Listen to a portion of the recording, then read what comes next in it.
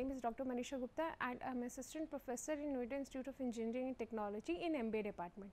And I welcome you in a business research method class, and in today's session we are going to start a unit 5 with the topic of the data analysis, and in this we are going to study the editing of the data, coding of the data, tabular representation of the data and a frequency table. So, I start with the data analysis.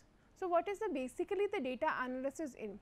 And we analyze the data after we are collected our data, after the data collection. So, we have seen the process of the research. Initially you decided the objective, you selected the research type, then you made a proposal, then you selected the sampling method, sampling technique. After selecting the sampling technique, you collect the data, and after the collection of the data need to be analyzed. And what is basically the data analysis is?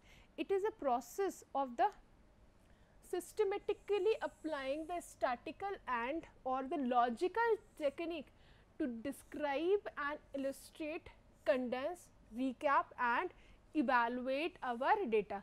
Basically, it is a process which give you the result of your data collection, means what is the actual results come out from the data collection, and how we will get the result by analyzing our data. So, data analysis basically is a tool or technique, and most of the time we use the statistical technique to analyze our data, and in this it gives the illustration or it gives the condensed form of the result, and you can also evaluate or compare your data within your study or outside your other research work or the different studies.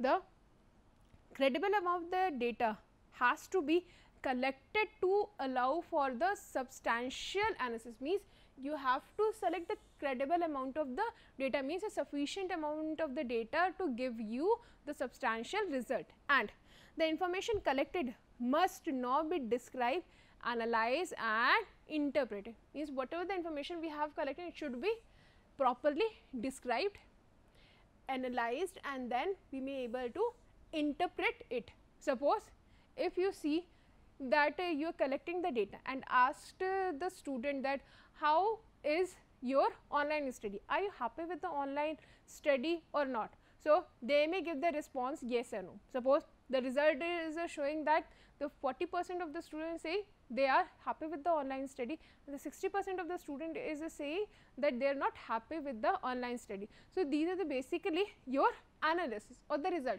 but what they interpret that the most of the students are saying that they are not very happy with the online study.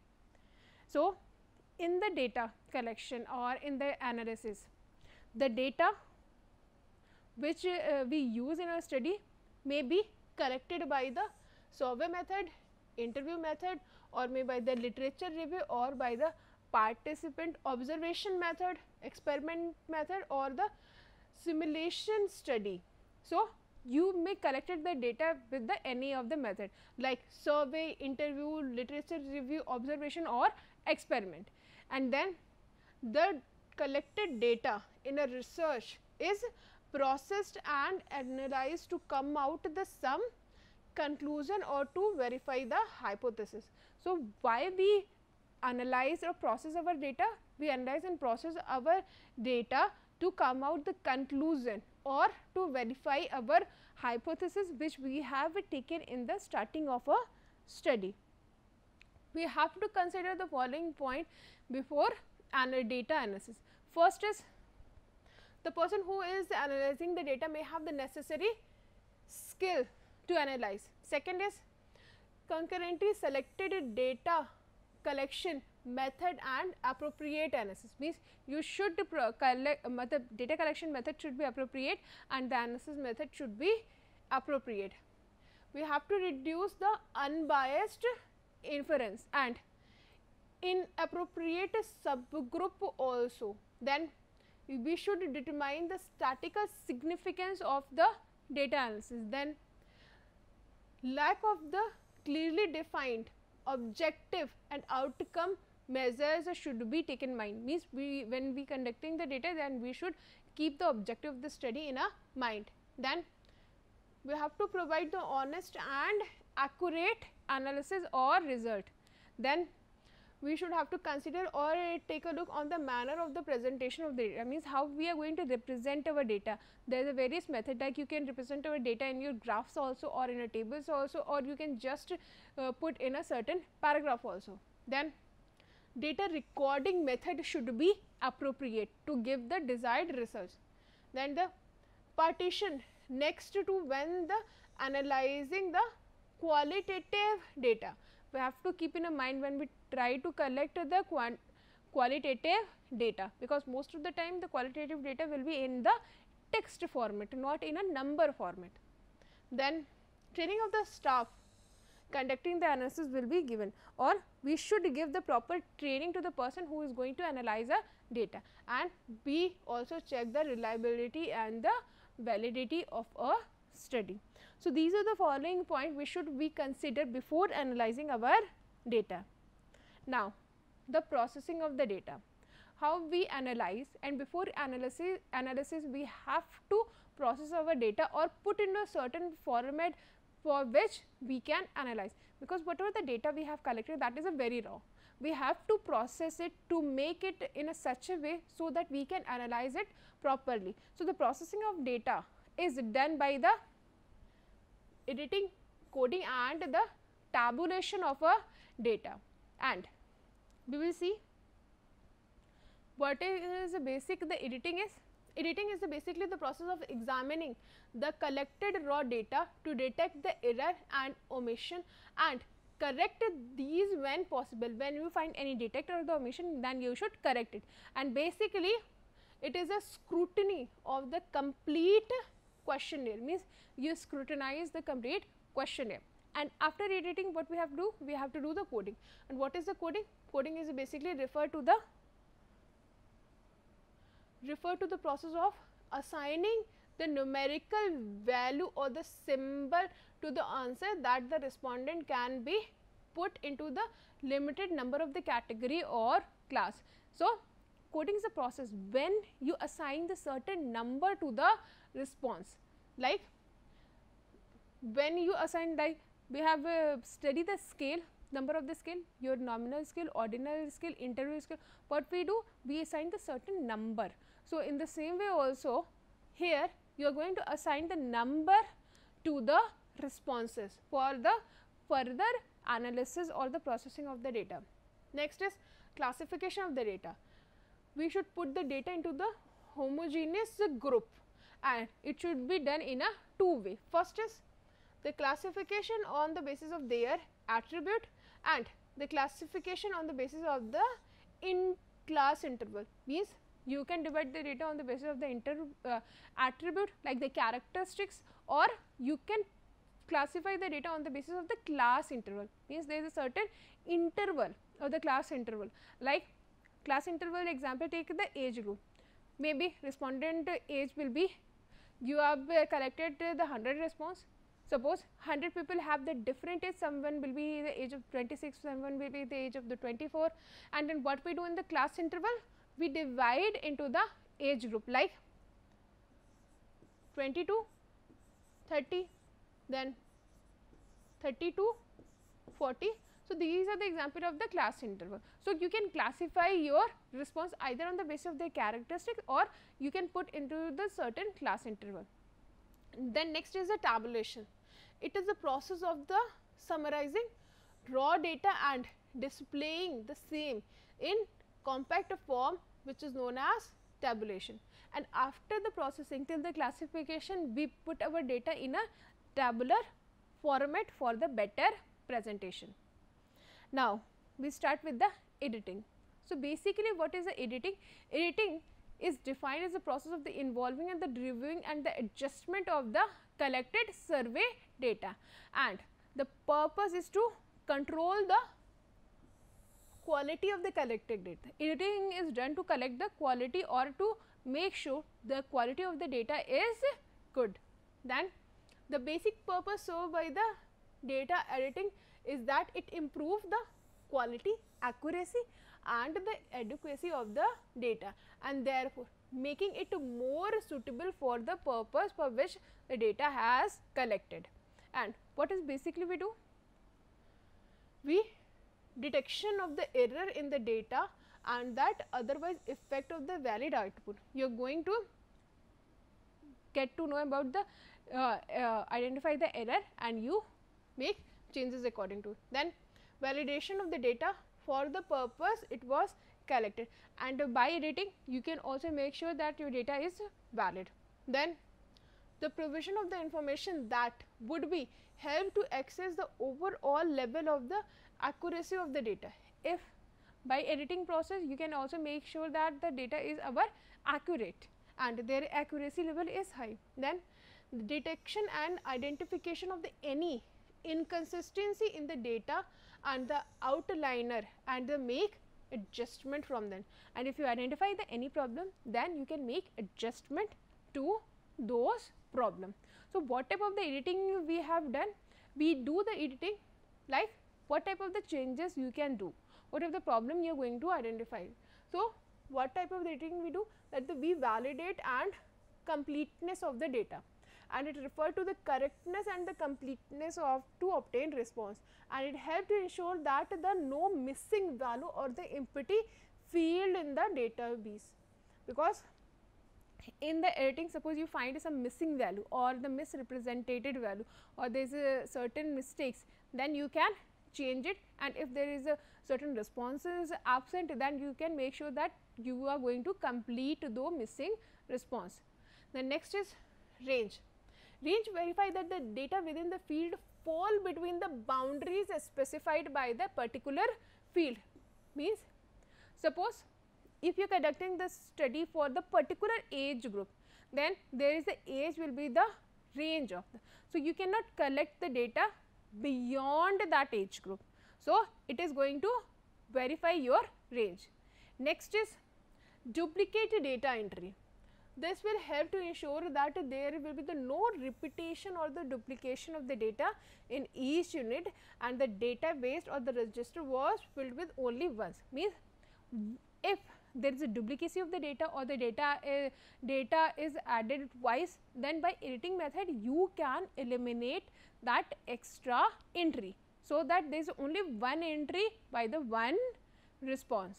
Next is logical consistency. So, these type of the editing and the connection between the data field or the variable are the taken into the account, and it will give you the logical consistency. Next is outliner. Outliner means this type of the editing helps to detect the value that are too extreme or unusable, so that they can be verified and checked.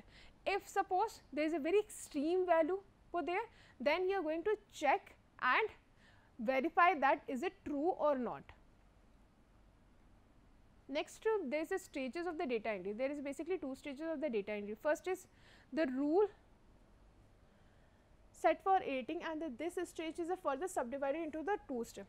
First step is instruction are the provided to the desk editor, who then check the data for coherence and the consistency. Means there is a first step, there is a data entry operator, they are going to check it and find the consistency of the data or not. Then in second step, the rules are the set by the establishing logical relation between the variable according to the various criteria. And in second step, what we are going to do? We are going to establish the rule that how the one variable is connected to the other variables, and then these set of the rule is called automated validation rules, and these type of the editing seek to detect error during the data entry or the screening of them. In the first step, what we get? Instruction are the provided to the desk editor, who is going to check the data, and in second step you are going to establish the rule for the data, so that the person who is going to add that data or put the data entry, they are going to screen the error or the problem. Next step, what is going to happen?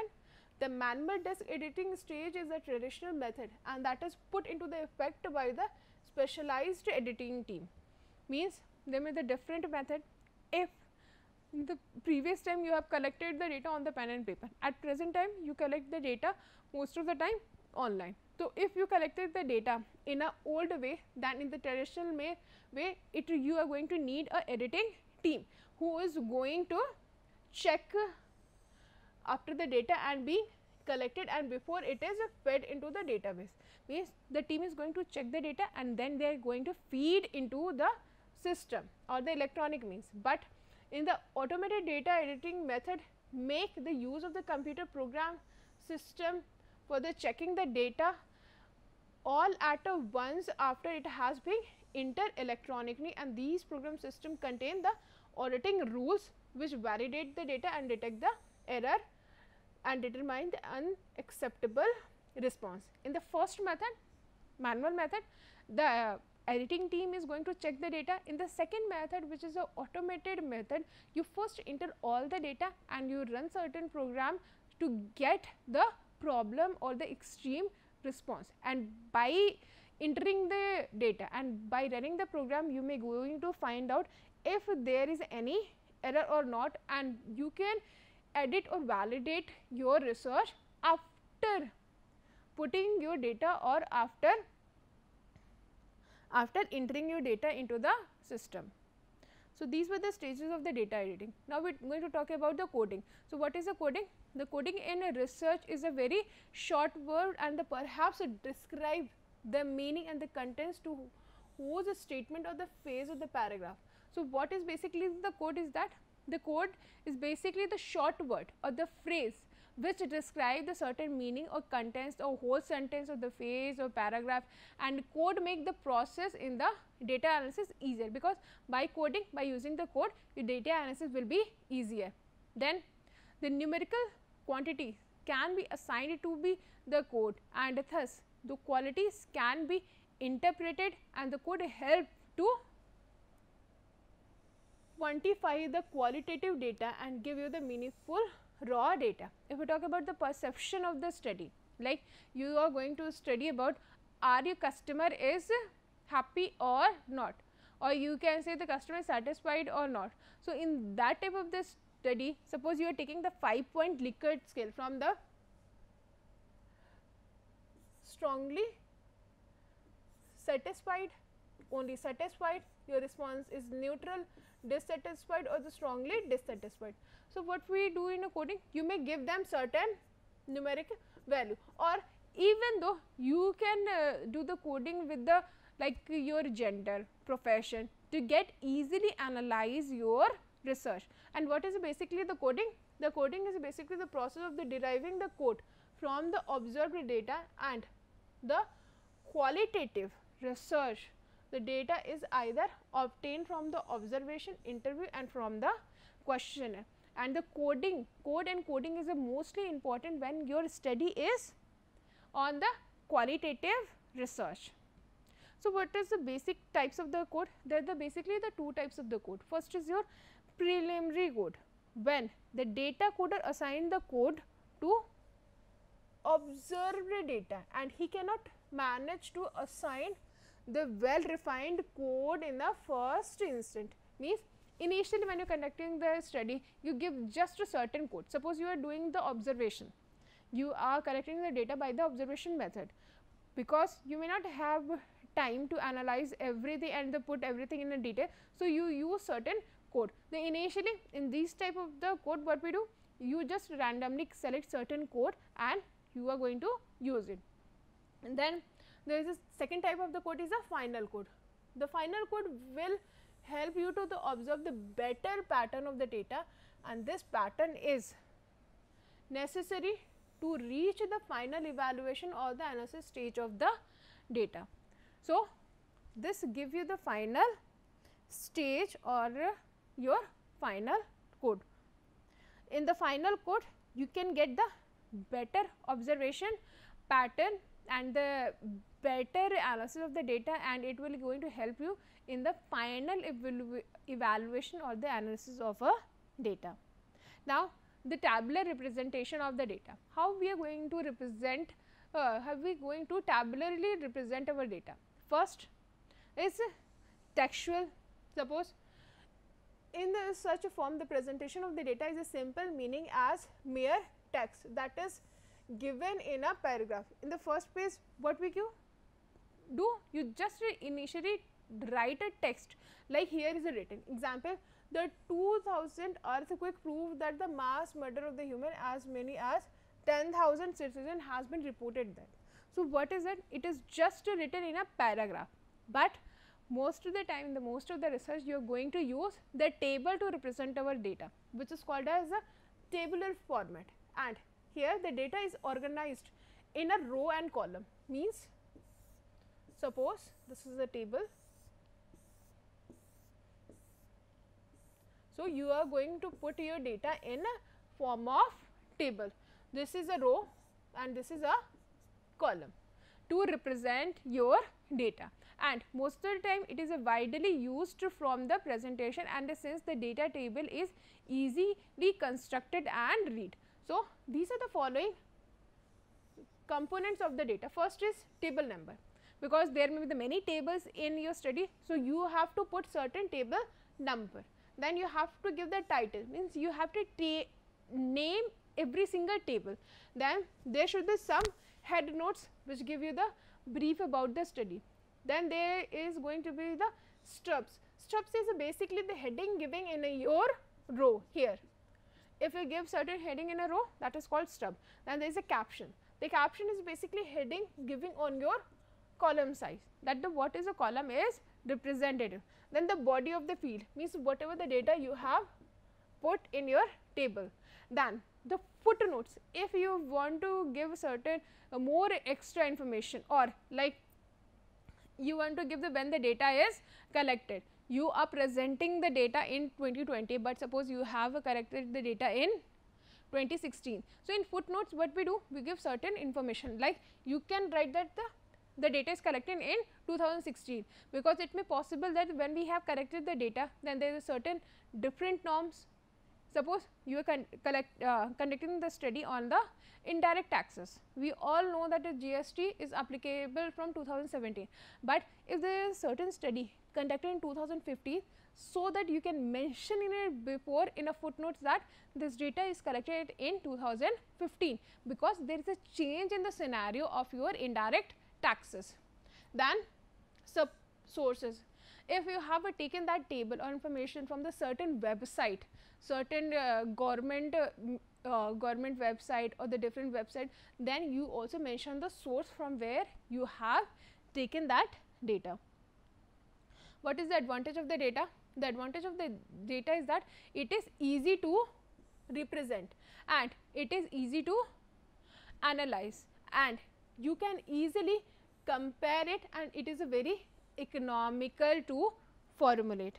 So, these are the basically advantage of the data. So, is the other type of the tables is your quantitative data. Quantitative data means where the number is involved. Take an example, suppose you want to know the how many students get 0 to 50 marks, there is a number is given 29, and the quantitative classification of data is based on the quantitative attributes of a table, means here we are just representing the quantitative attribute. Then there is other type of the classification, which is a temporal classification. The temporal classification where the data are classified on a time. Suppose you want to analyze in which year how many sales are done. Suppose there is a year given 2006, 10,000 sales are done. In 2007, 12,500 sales are done. So, when you are dealing with the time, then it is called the temporal classification. Then septical classification. The septical classification is according to the location, and it become a septical classification, means you are representing the location. Suppose in the country like India, how many teachers were there? 1,39,000 is just an example, because in our India, in our country there is more than 1,39,000 teachers were there, and in Russia there is a number is given 43,000. So, here we are representing the location. Now, we are talking about the frequency table. So, what is basically the frequency table is? The frequency is basically the particular data where the number of the time or the data value is occur. Suppose in the frequency table, example is there, like the 4 students have scored the 80 marks in the mathematics, then your frequency is 4 and it is represented by this f. How many people students get 80 marks? 4 students get 80 marks, then your frequency will be 4 and it is represented by the f. And what is the frequency table? It is the constructed by the arranging and collecting the data value in the ascending order of the magnitude with their corresponding frequency. Means you will put those data in the table format which is going to represent the frequency. Here the example is given, like there is assignment will be given to the class 8 student and the number is 20 and they get the marks from 1 to 10. So, they will get these marks. So, in the frequency table, what you can show that how many student gets 4 marks? 2 students. How many students get 5 marks? 2 students. So, marks is a given there, one attribute, and how many people get 4 marks, 2 marks. So, there is the frequency is given. So, this is basically your frequency table. Here it is a attribute. The next is your class interval. Most of the time the data can be represented into the class interval. In the frequency attribute you have seen that if the one person is given the 1 marks, suppose you are evaluating or they spread out the difficult set of the frequency table and the value will be the too many rows, means if you talk about there is 100 student get how much marks in a maths out of 100 marks. So, there was a very large number of the table, there was the number of the row.